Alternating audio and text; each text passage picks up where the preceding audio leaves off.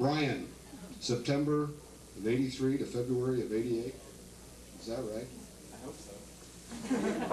Well, that's a lot of gas from Diamond Bar up to this area. But I did tell Brian in the hall when I thought I was going to be at Vandenberg, I wouldn't let him go PCS if I didn't get one more chance to harass him. And I adequately did that at the table tonight. Even involved his wife in that question. Brian, unfortunately, reminds me of myself. The motor mouth phenomena Brian and I both share. And it is absolutely true what was said. There's no way shutting him down when he decides he's going to cover something. I mean, I'm not even sure walking out of the room would have any impact on him.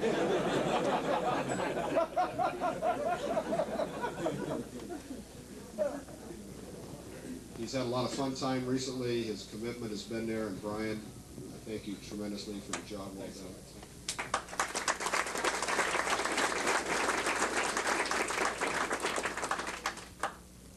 John had the unusual, we had the unusual opportunity that because of John, my wife and two of my daughters and her sister got to go to London and Paris and Munich because John dreamed up a little program that he sold OSD.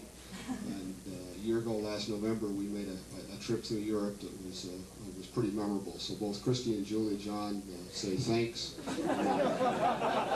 They wish you the best. And I'm sure Bill Entz would appreciate this, but my oldest daughter, who incidentally we saw McDonald's in London and Paris and Munich and all, but she is really sold on London, and she would go back in a moment. John, if you'd come up, please. It's been mentioned a couple of times, and it's really true. This is an interesting case where TRW might be glad to see John gone so that they can get back in the technical direction role here as far as electronics are concerned.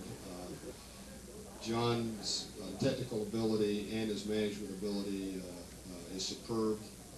It's an incredible disappointment to us to lose him. We know he'll do exceptionally well.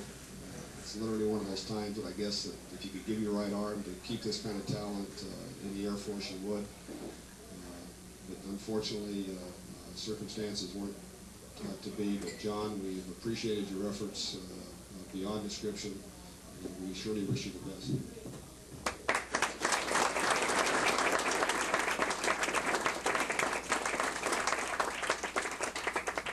Ralph, I don't know about discrimination against colonels and women and old folks, but at least we show there's none against kids in the Air Force.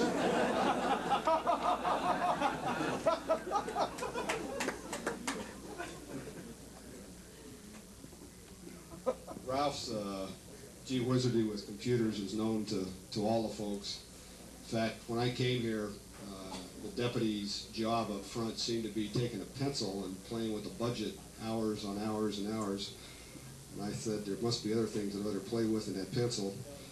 And Ralph was enlisted to get our budget automated, since I'd spent some time in the air staff and we could turn a $100 billion Air Force program around every night with the use of computers. It seemed like we should be able to do a better job out here.